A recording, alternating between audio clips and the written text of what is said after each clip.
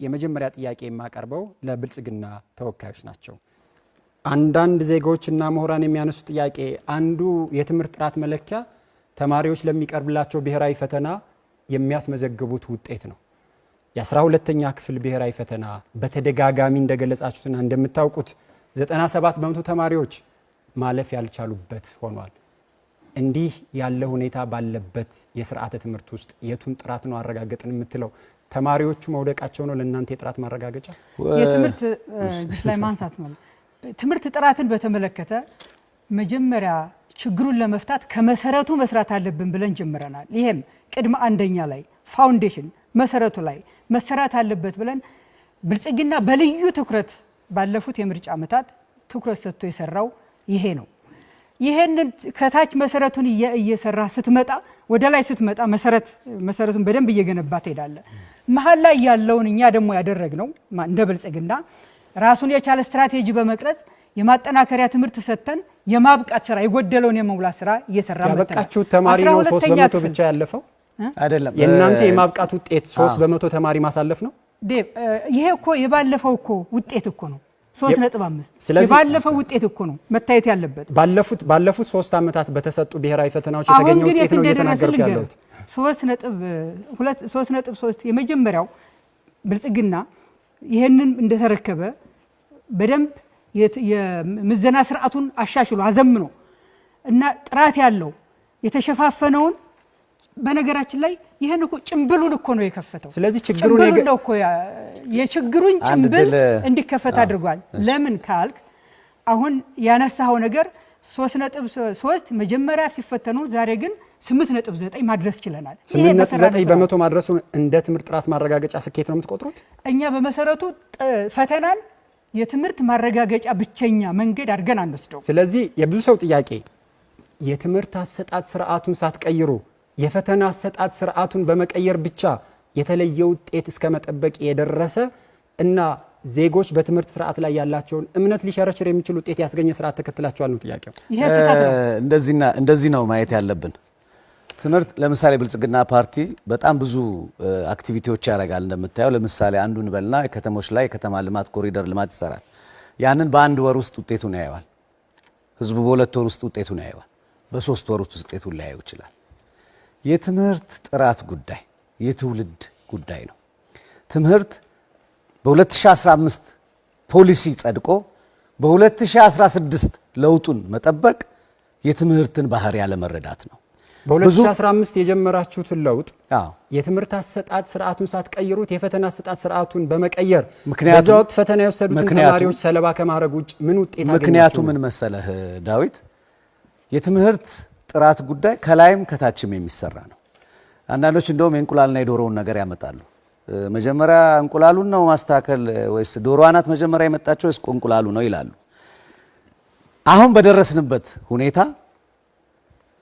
የደረሱትን ተማሪዎች ፈተናውን በዓለም አቀፍ ደረጃ ዋጋ ባለው ያፈታተን ሁኔታ መፈተን አለብን። ምክንያቱም ከቅድመ አንደኛ ደረጃ ትምህርት የምናስተምራቸው በኬጂዎች ውስጥ የምናስተምራቸው ልጆች የሚያስተምሩ መምህራን የሚወጡት አሁን በ12ኛ ክፍል ተፈትነው ወደ መምህራን ኮሌጅ የሚሄዱ ተማሪዎች አሉ። ረዳ ፕሮፌሰር የኔ ጥያቄ ላለፉት 3 ዓመታት የፈተናችኋቸው የ12ኛ ክፍል ተማሪዎች የትምህርት አሰጣጡን ሳትቀይሩ የፈተና አሰጣጡን በመቀየር አይደለም የተለየ ውጤት የጠበቃችሁ? ፈተናው አይደለም፣ ፈተናው ከተማሩት መጽሐፍትና ከተማሩት ውስጥ የሚወጣ ነው። በነበሩበት የትምህርት ስርዓትና በነበሩበት የማስተማር ስልት ነው የተማሩት። በነበሩበት ስልት ተማሩ ማለት እና የተለየ ውጤት ጠበቃ አይደለም። የማለፊያ ውጤቱን ነው ያስተገበር ነው። የማለፊያ ውጤት ማለት በዓለም አቀፍ ደረጃ ዳዊት አንድ ሰው አለፈ የሚባለው ስንት ያመጣ ይመስላል? 50% እና ከዛ በላይ አለቀ። እሱን ማረግ አዲስ ነገር ለምን ይሆን? ይሄ ደግሞ ለትምህርት ጥራት ይሄን ለማምጣት የሚያስችል ብቃት ፈጥራችሁና ስርዓተ ትምህርቱ ለዚህ እንዲሆን አድርጋችሁ ነው ወይ? ፈተና በፊትም ፈተና አለ ዳዊት። የመቁረጫ ውጤቱ ፈተና በፊትም ይፈተናሉ ተማሪዎች።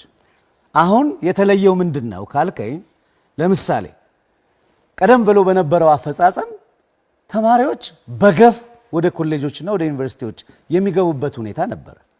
እዚሁ ሚዲያዎች እናንተው ራሳችሁ ስትተቹት የነበረው ተማሪዎች እንግሊዘኛ ቋንቋን መናገር የማይችሉ፣ ሂሳብ መስራት የማይችሉ፣ ራሳቸውን ስማቸውን መጻፍ የማይችሉ በታች በመጣው የትምህርት ስብራት ምክንያት እጅግ አሳዛኝ በሆነ ሁኔታ የትምህርት ጥራትን በተመለከተ የትምህርት ጥራቱ ሀሳብ እየጨረስን ብንሄድ አይሻልም ወንድም አለ? በቀጥታ ጥያቄው መልስ እንድሰጡኝና ወደ ሌሎች ጥያቄዎች ማለፍ ስላለብን ሳትሰማ ጥያቄ ስለምትቀይር ነው። የትምህርት ጥራት ስብራቱን እያከምኩ ነው ብላችኋል። መረጃዎች እንደሚያሳዩት የተማሪዎች መማሪያ ክፍል ጥመርታ 1:70 ነው። እንዲህ ባለ ሁኔታ እንዴት ያለውን ጥራት ነው እየተናገራችሁ ያላችሁ? ወይ አይ ቅድሙ ሀሳቤን አልጨረስኩትም። ይሄኛውን ጥያቄ ቀጥታ ይመልሱልኝና በቀረው ሰዓት ሌላውን አሁን ያነሳው የተማሪ ክፍል ጥምርታ ነው ያነሳው። የተማሪ ክፍል ጥምርታ 1:70 አይደለም። መረጃውን ከየት አመጣ? ስንት ነው? ለምሳሌ ዓለም አቀፍ ተቋማት ያደረጉት አማካይ ክፍል አሁን ያለ ነው 52 ነው። በየትኛውም የሀገሪቱ ክፍል 1:52 ሆኗል። በየትኛውም የሀገሪቱ ክፍል ጥምርታው 1:52 ነው። ከ9 እስከ 12 ከወሰደ 52 በመቶ ነው። 52 ነው። ከአንደኛ እስከ ስድስተኛ የወሰድክ እንደው 54 በመቶ 54 ነው ያለው። ስለዚህ አሁን በአማካኝ ያለውን ወስደን ስናይ አንተ ያልከው ጋር የሚያርፍ አይደለም። በመሰረቱ አሁን መምህራንን ለማጥጋት የሚያስችል አንድ ነገር ላንሳል። ጥያቄ ልለፍ ሰዓቶት እንድትጠቀሙበት። አሁን ኢትዮጵያ እየተመራችበት ያለው ወይም የኢትዮጵያ የትምህርት ፖሊሲ እየተመራበት ያለው ፖሊሲ የማን ነው? አሁን ሀገራችን እየተመራችበት ያለው የትምህርት ፖሊሲ የኢትዮጵያ ፌዴራላዊ ዲሞክራሲያዊ ሪፐብሊክ መንግስት ፖሊሲ ነው። ይሄኛውን መንግስት ያዋቀረው ብልጽግና ፓርቲ ነው። ስለዚህ የብልጽግና ፓርቲ ፖሊሲ ነው። ብልጽግና ፓርቲ ህዝብ መርጦ በሰጠው ውክልና መሰረት ይሄንን ፖሊሲ ብቻ ሳይሆን ሌሎችንም ፖሊሲዎች ህዝቡን አማክሎ ህዝቡን አሳትፎ ምሁራንን አሳትፎ በመጨረሻም በተገቢው የህግ መንገድ ሄዶ አጸድቆታል።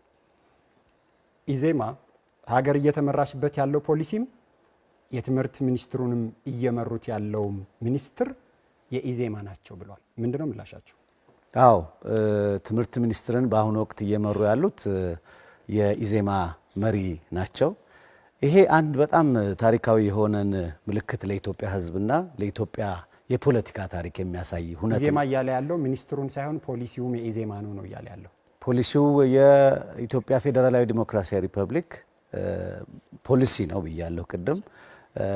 ይሄ ፖሊሲ እሳቸው መሪ ሆነው ተቀምጠዋል። ብልጽግና ፓርቲ በኢትዮጵያ ውስጥ አዲስ አይነት መንገድ ነው ያመጣው። ይሄ የመግባባት ዲሞክራሲ መንገድ ባልተመረጠ ፓርቲ ፖሊሲ የትምህርት ስርዓቱ እንዲመራ ማድረግ የሚያካትተው ያልተመረጠ ፓርቲ ፖሊሲ አላወጣም። ኢዜማ የኔ ነው ፖሊሲው አለ። ኢዜማ ደግሞ በባለፈው ምርጫ ኢዜማ እዚህ ያሉ ተወካዮች እሳቸውን ትጠይቃቸዋለህ። አዎ በእናንተ በኩል እንደዚህ አይነት ጥያቄ ለሚያቀርበው ኢዜማ የእናንተ ምላሽ ምንድነው ነው? የኛ ምላሽ ፖሊሲው እንዳልኩት የኢትዮጵያ ፌዴራላዊ ዲሞክራሲያዊ ሪፐብሊክ መንግስት ፖሊሲ ነው። ይሄንን ፖሊሲ የመራው ሁሉንም አካቶ የሰራው እና ያሳተፈው የብልጽግና ፓርቲ ነው። ይሄንን ግን አንድ ነጥብ ግን እንድናገር ብትፈቅድልኝ ደስ ይለኛል። ይሄ ነገር ብዙ ጊዜ ስለሚነሳ የመግባባት ዲሞክራሲን ኮንሰሴሽናል ዲሞክራሲ የምንለው ለመጀመሪያ ጊዜ በሀገራችን ውስጥ የተካሄደ ነው። በዚህም ምክንያት ነው እሳቸውን ብቻ ሳይሆን በሳይንስና ቴክኖሎጂም በሌሎችም ለምሳሌ የጤና ሚኒስትርም በፓርቲ አባል ያልሆኑ ሰው እየመሩት ነው። ይሄ አዲስ የሆነ መንገድ ብልጽግና የከፈተው ነው የመግባባት ዲሞክራሲን ለማምጣት።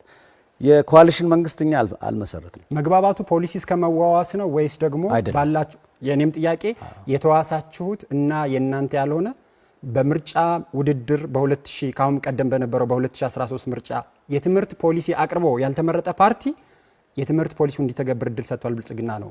ቀጥታ ጥያቄ። በጣም አመሰግናለሁ። የትምህርት ፖሊሲው መጀመሪያ መነሻ ያደረገው የትምህርት ፍኖተ ካርታውን ነው። ፍኖተ ካርታው ደግሞ በንግግሬ እንዳቀረብኩት 2012 ነው የጸደቀው። 2012 ወደ ትግበራ ገብቷል። 2011 ህዝብ ተወያይቶበታል። የትምህርት ፖሊሲውን ብታየው ማንኛውም አካል ቢያየው ከትምህርት ፍኖተ ካርታው የተቀዳ መሆኑን በደንብ ማየት ይቻላል ማለት ነው። ስለዚህ ይሄንን ብልጽግና ፓርቲ የሰራው ነው። ብልጽግና ፓርቲ ደግሞ ይሄንን ያደረገው በትምህርት ጥራት ላይ የነበሩት በትምህርት ስርዓቱ ላይ የነበረውን ስር የሰደደውን ችግር በለውጡ መጀመሪያ ላይ የመጀመሪያው እርምጃ የወሰደው በመፍጠን የትምህርት ስርዓት ስብራትን መለየት ነው። በጥናት የለየው የትምህርት ፍኖተ ካርታ መነሻ ተደርጎ ነው ፖሊሲ የወጣውና በማኒፌስቶአችሁ ላይ በዚህ መንገድ የትምህርት ጥራት ስብራቱን ለመጠገን ያስቻለ ተግባር ተከናውናል ብላችኋል። የትኛውን ስብራት ነው የጠገናችሁት? ብዙ ስብራቶች አሉት። የትምህርት ፖሊሲው ኢትዮጵያ ሕዝብ በሙሉ እንደሚረዳው አሁን እህቴም እንዳቀረቡት ከዚህ ቀደም የጥራት ችግር የመጀመሪያው ስብራት ነው። የተደራሽነት ችግር ሌላው ስብራት ነው። እነዚህን ሁለቱን ደግሞ የሚመራቸው የትምህርት ፍልስፍናው ስርዓት ስብራት አለበት። ምን አይነት ትምህርት ያስፈልገዋል ይሄ ሀገር? ምን አይነት ተደራሽነት ያስፈልገዋል? ምን አይነት አካታችነት ያስፈልገዋል? ምን አይነት የጥራት ሜቶዶሎጂስ የጥራት ጉዳዮች ያስፈልጉታል የሚለው በሙሉ በስብራት የተነሳ ነው። አለ ያላችሁትን ስብራት ፖሊሲውን ካወጣችሁና ፍኖተ ካርታውን ካወጣችሁ በኋላ የትኞቹን አስተካከላችሁ? እስካሁን የትኛው ስብራት ነው የተጠገነው? በጣም ጥሩ። ለመጨመር ያክል አመሰግናለሁ። የትምህርት ጥራት ስብራትን ለማከም መጀመሪያ የተደረገው እንዳልኩ ችግሩን በጥናት መለየት ነው። በጥናት ከተለየ በኋላ ሮድማፕ ከተቀረጸ በኋላ ይህን ላይ መልስ የሚችል ከአሰራር አንጻር በተለይም ደግሞ የፖሊሲ እይታ ይጠይቅ ስለነበር የመጀመሪያው በፖሊሲ ጥራትን ሊመልስ የሚችል ፖሊሲ ማዘጋጀት ነው። ከፖሊሲው መነሻነት የትምህርት ስርዓተ ትምህርቱን ማሻሻል ስራን የሰራ ነው። ስርዓተ ትምህርቱ እንዴት ተሻሻለ፣ ምን መሰረታዊ ጉዳዮችን ይዞ አሻሻለ የሚለው ጉዳይ ጊዜ ካለን እንመለስበታለን። በዋናነት ግን ከስነ ምግባር አኳያ የግብረ ገብ ትምህርት እንዲኖር እድል የሰጠ ነው። ይሄ ብቻ ሳይሆን ዜጎቻችን ተወዳዳሪ ሰርተው መለወጥ የሚችሉ ስራ ጠባቂ እንዳይሆኑ ለሀገር አለይታ እንዲሆኑ በአገራቸው የሚኮሩ አገራቸውን የሚያከብሩ ራሳቸውን በራሳቸው የሚተማመኑ ዜጎች ለመፍጠር የሚያስችል የስርዓተ ትምህርት እርስዎ እንደነገሩኝ የስርዓተ ትምህርት ክለሳ በማድረግ የስብዕናና የክህሎት ግንባታ መሰረት ያደረጉ የትምህርት አይነቶችን መጨመር አንድ ስብራቱን መጠገን ነው ብላችኋል። ስራ ፈጠራን በተመለከተ የራሱ የመንግስት የፕላን ሚኒስቴር ባወጣው መረጃ በየአመቱ 2 ሚሊዮን ስራ ፈላጊ ዜጎች ወደ ኢኮኖሚው ይቀላቀላሉ። ትልቁ ችግር ደግሞ ስራ መፍጠር አለመቻላቸው ነው ይላል። ስለዚህ ስራ ለመፍጠር የሚያስችል የትምህርት ስርዓት ተገበርን ያላችሁት የቱ ጋር ነው ያለው? ትክክል ነው። እንግዲህ ትምህርት ሂደት ነው። ያወጣነው ፖሊሲ የቀረጽነው ሮድማፕ በለውጡ ነው። ካሁን በፊት ግን የነበረው ፖሊሲ አሁን ያለው ትውልድ መነሻው የነበረው የቀደመው ፖሊሲ ነው። እኛ ያንን የፖሊሲ ችግር ነው ለይተን አጥንተን አሁን እንዳልኩ በሂደት እየመጣ ያለው ትውልድ ይሄንን የተላበሰ እንዲሆን ያስችላል እያልን ያለ ነው። ስለዚህ ውጤቱን ገና ላያችሁትም ወይስ አሁን የምትናገሩት ውጤት የላችሁም? አሁን በጣም አለን፣ ውጤት አለን። አዎ አንድ እዚህ ላይ ለመጨመር ዳዊት በአመት 3.5 ሚሊዮን ደግሞ የስራ ዕድል እየፈጠርን ነው ያለ ነው። መንግስት እየፈጠረ ያለው የስራ ዕድል የእናንተ የምትለው ራሳቸው ዜጎቹ ስራ እንዲፈጥሩ የሚያደርግ የትምህርት ስራ ዘርተናል ነው እያላችሁ ያላችሁ። ሰዎች ይኸውልህ ሁለት አይነት መንገድ አለው። ልጆችን ዜጎችን ራሳቸው ስራ እንዲፈጥሩ እጃቸው የሚሰራ አእምሯቸው የሚሰራ ተስፋ ያላቸው በራሳቸው የሚተማመኑ ማድረግ አንዱ የአዲሱ የትምህርት ፖሊሲ ዓላማም አፈጻጸምም ነው። ሁለተኛው ደግሞ ሌሎች የኢኮኖሚ ተዋናያን እነዚህን ብቁ ዜጎች ደግሞ ወስደው ቀጥረው እንዲያሰሯቸው ማድረግ ነው። በዚህ አንጻር አሁን 3.5 ሚሊዮን የስራ ዕድሎች በአመት እየተፈጠሩ ነው የምንለው።